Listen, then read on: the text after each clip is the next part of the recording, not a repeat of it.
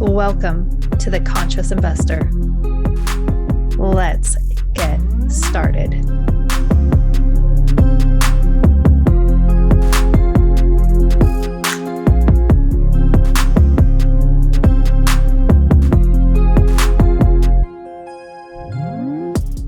So excited to have Angel Williams with us all week long. If you have not already heard her speak about, we did the whole who is Angel Williams, and we've gone into what is that mindset shift that she's made. And today we're going to talk with Angel about what is it she is consciously investing in. It could be in life, it could be in business, it could anywhere, because we're always investing somewhere. And when we invest intentionally in anything, the results are astronomical. They are so awesome.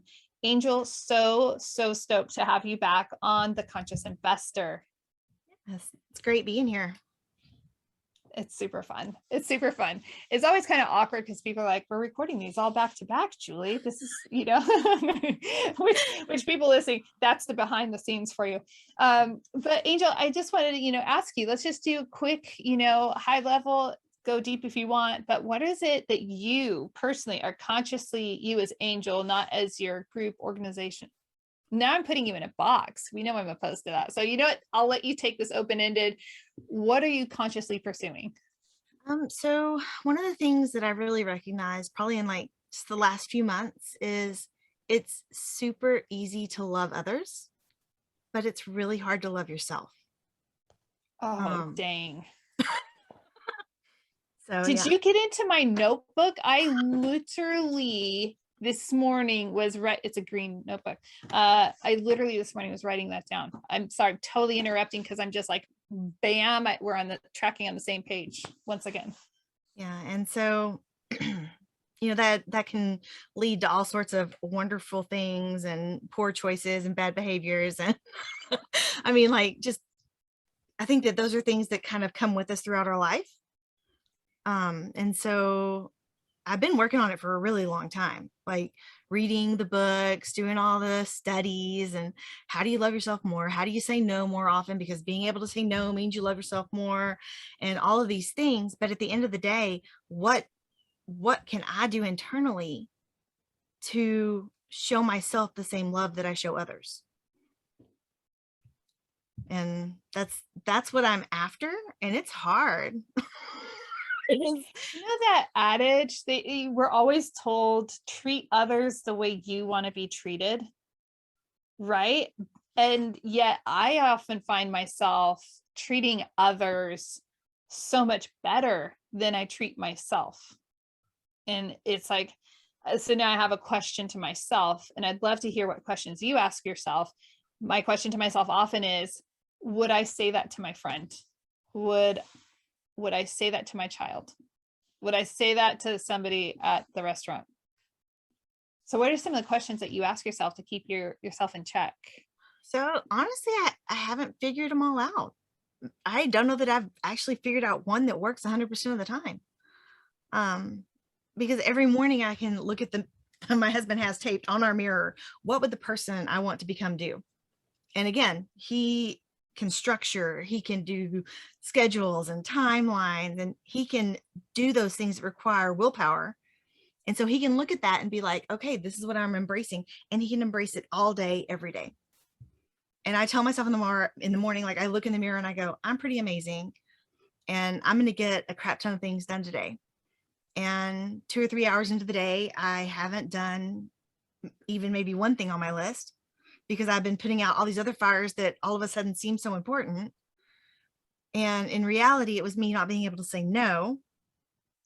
And so it's oh, you don't love yourself. Oh, you don't love yourself. Oh, you don't love yourself. You don't love yourself. And then what is that history of where I go when I need comfort? Is it food? Is it watching TV? Is it laying in bed? Is it desperately pining to go have a drink somewhere? I mean, what is that history of comfort that I have to return to? And how do I break out of that? How do you change that soundtrack in your head of how do you make it new to where instead of going back to the comfort and the things that even if they were bad for you, they're what And how do you break free from that and move into something that's going to have a more positive effect on you, because you can go back into a different spot where you actually truly love yourself. And it's not so much that you love yourself, but you can act on the fact that you love yourself. Because I think we all love ourselves, but we do stupid things to ourselves. And maybe if somehow there was some way to just, boom, I love myself. And so you do all of the amazing things that you do for other people, only you do them for yourself too. And This I don't know is what that spot is. I don't know what those questions are, but I know it's out there somewhere because I know it, too many other people that have found it. yeah, well, and you're speaking such truth. You know, have some coaching clients, and this is a common theme with my clients where they will be, you know, this exact thing. And so sometimes just like training ourselves in small ways, it can be really effective. Like for some people, it might be, you know what? And I did this myself several months ago. I just said, I'm making oatmeal raisin cookies because that's my favorite cookie on the planet. Those are And mine nobody too. else, oh, we are connected. And nobody else in the family loves them the way I do. They would prefer chocolate chip, whatever. It's time for me to have my favorite. I make their favorite. I'm going to treat myself the same way. And it's interesting as I've challenged myself to do things for myself, just these little small things. Like, well, I would do this for them. Why would I not do it for myself? I'm just trying to find like micro ways to weave in this new type of thinking. But have you found, for me, in my upbringing, I was taught so much about being selfish and self-centered. And, you know, if you're doing things for yourself. And so I feel like I'm having to rewrite, unravel, do a little bit of recoding on that, because it's like, I'm not being selfish. Doing something nice for myself is not an act of selfishness. So I'm curious if you've had anything similar with that. No, I agree. It's hard to do for yourself because then people do say, oh, well, you're going to get a massage. Wait, you're going to go get a pedicure. Didn't you just do that last week? You know, why aren't you taking care of your kids? You know, why aren't you at your child's event? Why isn't your child doing this extracurricular or that extracurricular? Well, dang it, because there's no more time left in the day. But it's, yeah, it's, you get back to that idea that it's, you don't deserve it. Mm-hmm. And it's okay. Like when I think about, we took our 5-year-old yesterday. Well, she's 5 now. She was 4 day before yesterday, but it was her birthday. And we took her to go and pick out a birthday cake. And we were getting an ice cream cake. So we knew we needed to wait till the end. Right. Right. And so we took her and let her pick out her cake. And she got to have an amazing day. She went with the nanny and they went to Chuck E. Cheese. So there were like 2 other kids there. So it was super safe. But it was like she basically had Chuck E. Cheese free reign for an hour. And our nanny and our nanny's husband were there with her and just like showering her with love and attention. And then she came home and we did the same thing as a family that evening. And so it was like, it's okay for me to do that for others, but I don't deserve it. And I don't know if that wasn't so much, I mean, is it upbringing? Yes. But is it also just female versus male? Because, and I don't mean that, I've kind of stopped bringing up the female versus male paradigm just because I don't care. I don't want to be a female rocking it in the real estate investing space. I want to be a person rocking it in the real estate investing space. Yeah. That's where I'm at. But at the same time, I do think that society in the last 60 years has changed.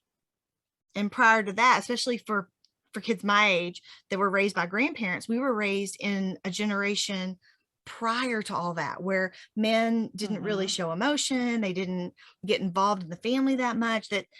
So you've got some hardwiring from that basically there was a generation there missing where the grandparents raised kids. So those kids have this mismatch of societal views where we're like, well, grandpa didn't really get involved in stuff, but my husband wants to because his parents did, because he wasn't raised by his grandparents. He was raised by his parents.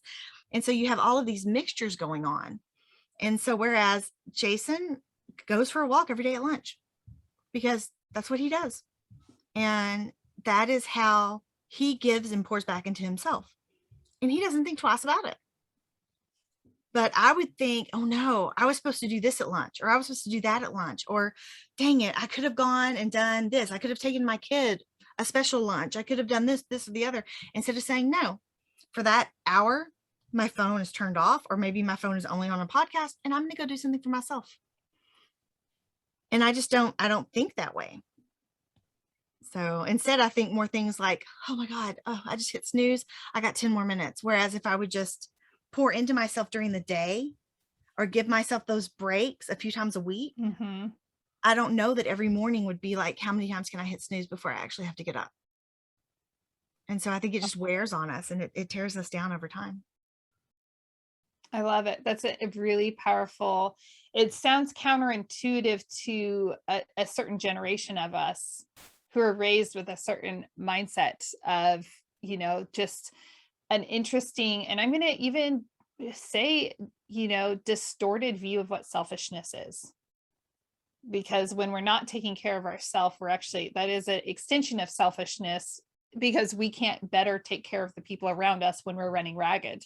So it's such an important conversation, such an important thing. And I'm so just excited that you are, consciously pursuing, unraveling that so that you can, show up all the time as the most amazing angel out there. Like, amazing. By the way, I'm missing your halo. If you're on YouTube, Angel's not wearing her halo right now.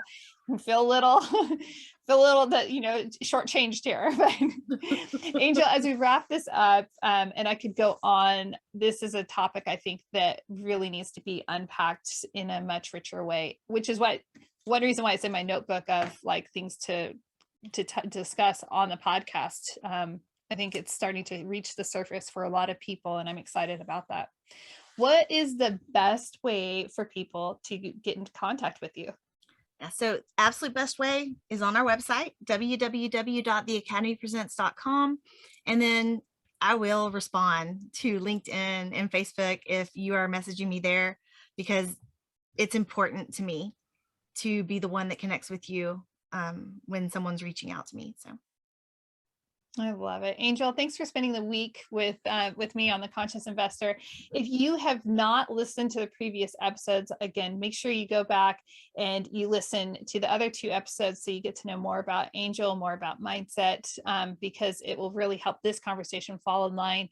And make sure that you subscribe and follow to the podcast or the YouTube channel so that you're never missing the next most amazing person that's coming on the show. Until next time, live big, love bigger. Overwhelmed by apartment syndication but want to learn more? Let me help you press the easy button. Head over to 3keysinvestments.com and download Syndication Made Simple. I explain simply how the process works, who's involved, and how you can get started today.